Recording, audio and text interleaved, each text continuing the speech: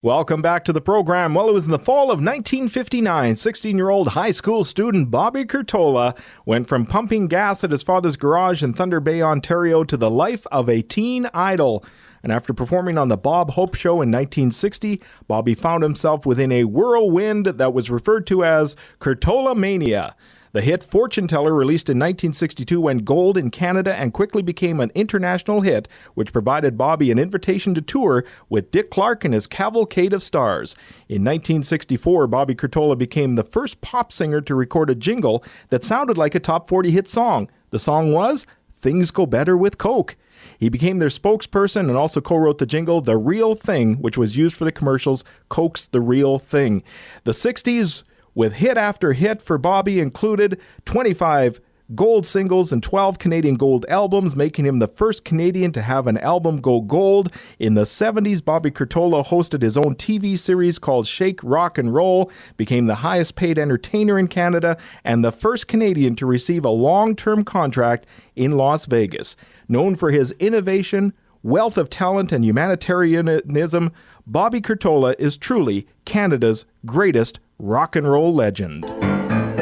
Fortune teller, can you see what my future's going to be?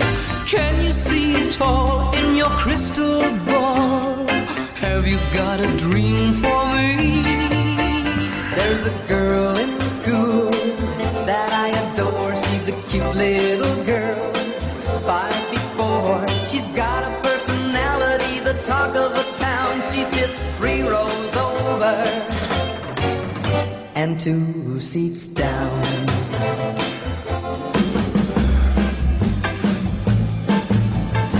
I had a strange, exciting dream last night. I was a wanderer with no love inside, when all at once I saw his magic light, Aladdin standing there. And joining me on the phone line right now is Bobby Curtola. Bobby, welcome to the program. Hey, what do you say, Tone Arm? This is something else there. You gave me a fantastic introduction. You got me blushing over here. Well, hey, Thank you. It's been a long time. How you been? Very good, thank you. And it's interesting how us old friends are still around, huh? Well, I'm still doing my thing on radio, and you're still entertaining all these people out there who still want to come and see Bobby Curtola. Bobby, what's keeping you going after all these years? I think I'm in shock more than anybody, but that era never went away, and I was so firmly implanted in the 60s with all of the other Bobbies and Frankies, and it's amazing that I just was lucky enough to be associated with rock and roll. Now, Bobby, I've always wondered this. Did artists like yourself and all the artists back then, did you really know that this music would have such staying power? No one thought that it would. Actually, I think everyone is surprised, but it's wonderful how we relate to the good times with the music.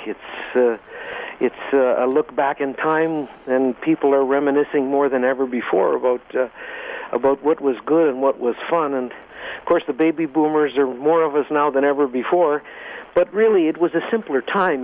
Things are so complicated today, Wade, that I think everybody's looking for that great simplicity and fun. We sure had fun back then.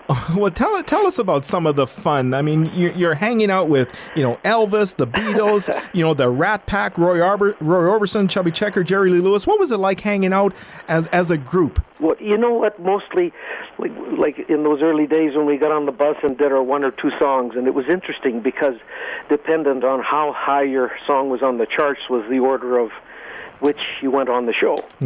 So if your song was number 1 in New York, then you'd be on last with Brenda Lee and everybody, all the big hitters like Roy Orbison and Connie Francis, whoever was number 1 at the time.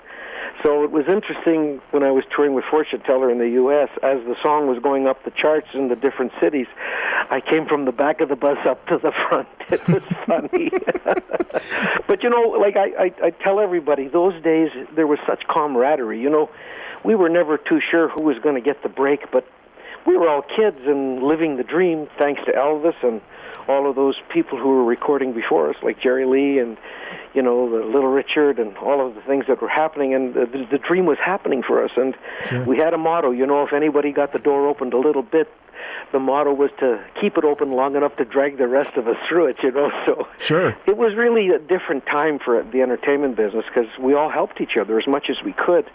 And we traveled together, and we helped promote each other on the radio shows and the other things we did together when we toured. So it was really fun. So it sounds like there weren't that many egos. Like no one really felt that they were, more popular than the other. You sounded like you all supported each other. Yeah, and the thing is, when you're doing your show, you're doing your show. It's like to better explain it is when you see all the Elvis impersonators doing Elvis's show, he wasn't like that in real life. That was his shtick, so to speak. Just like when you're on the radio, you're doing your radio show, but everybody's real people behind it all, and they just love what they do, and the more you love doing it, the more of your personality sort of comes out when you're doing, but not in an egotistical way, because people really pick that up in the audience, and they don't really like people that do that. Yeah. The arrogance is not something that... In the hard rock days, it was a little different, but in our day, no. I mean, you couldn't do that. But there was a whole different kind of camaraderie, even to the point of writing songs and helping each other on sessions. There was a lot of people on a lot of those sessions that were friends and other recording artists, but they never talked about it. But they were actually on the session. Motown was famous for that. Mm-hmm. Everybody helped everybody make those hits. Yeah, absolutely. Now, did you ever think, Bobby, I mean, born and raised in Canada, that you would break out of this country? No, and I guess if I have a claim to fame, it's that it was the Canadian DJs. The record business is so much different than it was in our day. But in our day, the DJs were actually more famous than any of us recording artists in all of those regional areas. And they picked the songs to play relative to the choices made by, Beat the Band or whatever it is that the programs used to have, the Coca-Cola Hi-Fi Club at those days. Mm-hmm. And the DJs introduced us to their fans. There's a story that has never really been told about DJs like the great ones across the country that we had.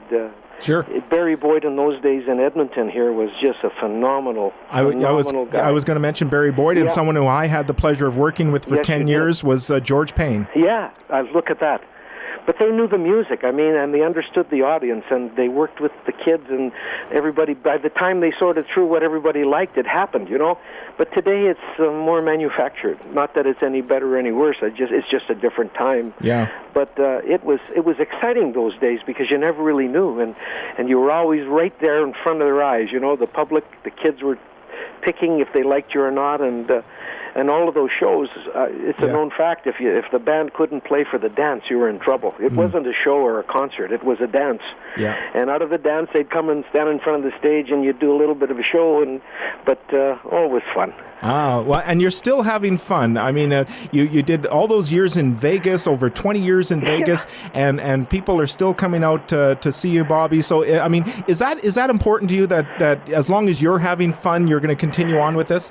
Something happens. I think I'm 22 again for a night at a time. I get this thing, but it's true. I mean, it's when you're lucky enough to do the things that make you happy inside. It's incredible. I mean, it's like a youth serum, it's still, and thank God I've still got my voice. I can still sing, and we've sold the casino out here for 2 nights, March the 5th and the 6th, Friday, Saturday here, and we're just sold out. We've been sold out for a couple of weeks, which is a thrill for me. Yep. But it's more recognition for that era. People want to come and do a little dancing and just have some fun again, the simple way, and not get too crazy. Just have fun, because we never did those days, When there was a good show happening, all of us, even as kids, we used to pile in the car with the guy, whoever had the driver's license, and we'd all go to the dance, Everybody chip in for gas, because nobody had much money those days, but it was simple and great fun. It was like Happy Days. It really was. Oh, well, Bobby, I have to ask you, too, in 1964, you wrote the Things Go Better with Coke. How did that come to be? Well, this is it. You know what? It's a double negative, Wade, but when you don't know what not to do, it usually works. So, it's never good to give advice to anyone because we all have our own way, and it's a blessing because you can't plan this stuff.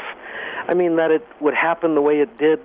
It's about being at the right place at the right time with the rest of the right people, because it's not just one person that does anything. I was lucky enough to be the product, but I had so many great people around me helping me do what I do. And we were running on about 5 records, and in those days, as I was saying, we made the rounds to the radio stations and talked to the radio guys and the DJs and asked them to play our latest record. You know how that went. Yep. And it was getting, we were running on about 5 hits, and it was getting embarrassing walking in and always asking them all the time. So we figured, well, if we did a commercial, and they were making money from the commercial, maybe they'd be happier to see us. So Coca-Cola, Curtola, at the end of one of our Nashville recording sessions, we recorded Things Go Better with Coke. And thanks to a gentleman in Toronto, it took him about 4 months before he said yes, and we did a test market in Toronto. They went bananas. And it was the beginning of a long relationship with Coca-Cola, and we were actually the first. We won the Jingles Award of the Year for North America and a European award for actually coming up with the concept of making a commercial sound like a top 40 record. Up to that point, they were like with backup singers. They were like little ditties, and we had changed that whole focus, and it was incredible what happened. So after that, we tried to press it one more time and thought if we were lucky enough to get a song that had airplay and turned it into a commercial. And from that came the concept for Coke's The Real Thing, which I'm thrilled that they're still using that to this day, but that all came from us, and it was the forerunner of it. I'd like to teach the world to sing. So. Exactly. Well, let's have a listen to it, Bobby. Okay. Coca-Cola, Coca-Cola, things go better with Coca-Cola, things go better with Coke. Life is much more fun when you're refreshed, and Coke refreshes you best. It's the refreshingest. Food goes better with fun, goes better with you, go better with Coke. The real live one puts extra fun into you and everything you do, so things go better with Coca-Cola, things go better with Coke. Hi, this is Bobby Curtola saying why not let a tall, king-size Coke make things go better for you? Cold, crisp, never too sweet. Fun, food, and people all need the bright, lively taste of ice-cold, king-size Coke to be really refreshed.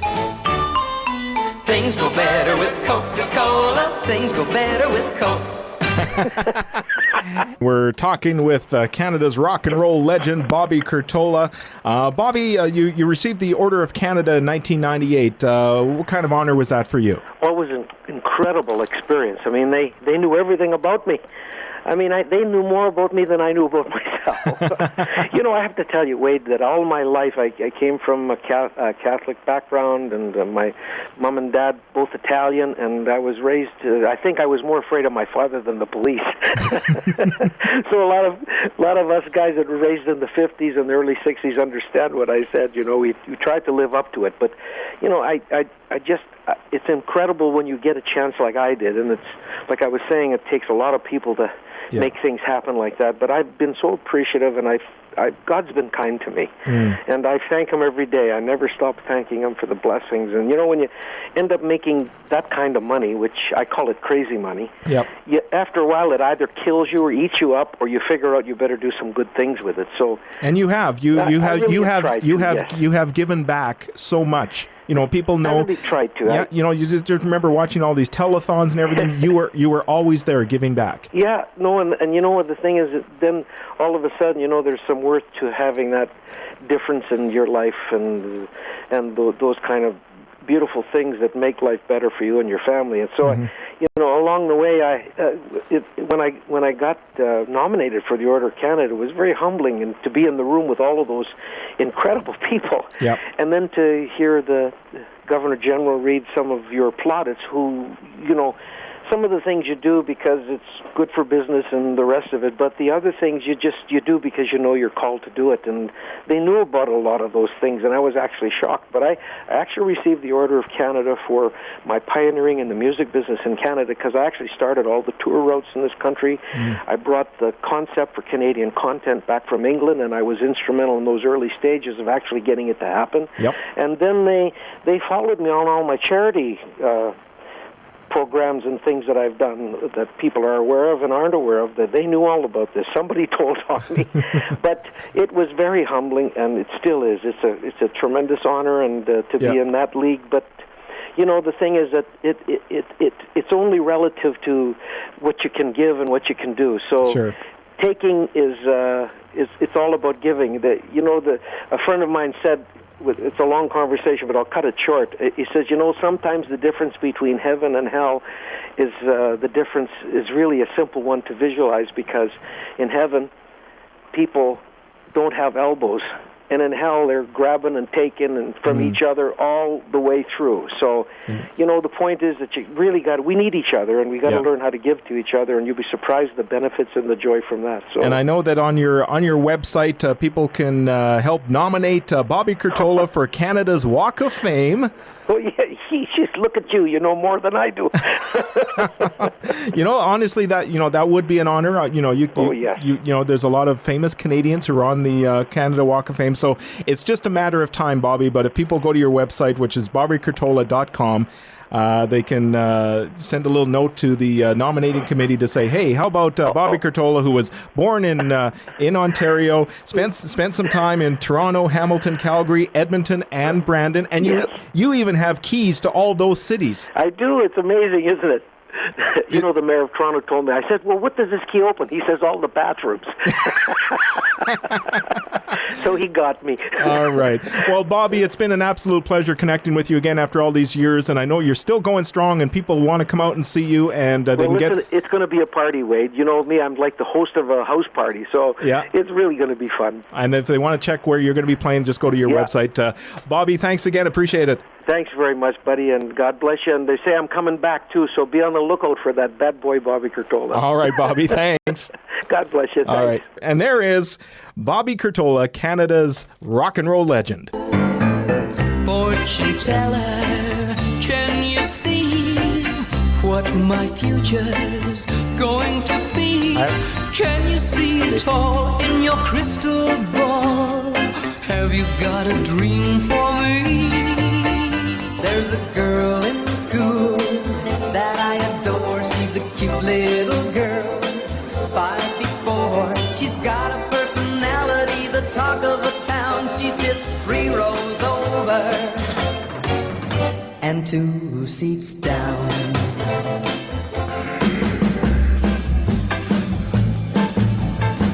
I had a strange, exciting dream last night. I was a wanderer with no love inside, when all at once I saw his magic light, Aladdin standing there. Ah, yes, just some of the hits from Bobby Curtola. I love talking about music and especially from that era.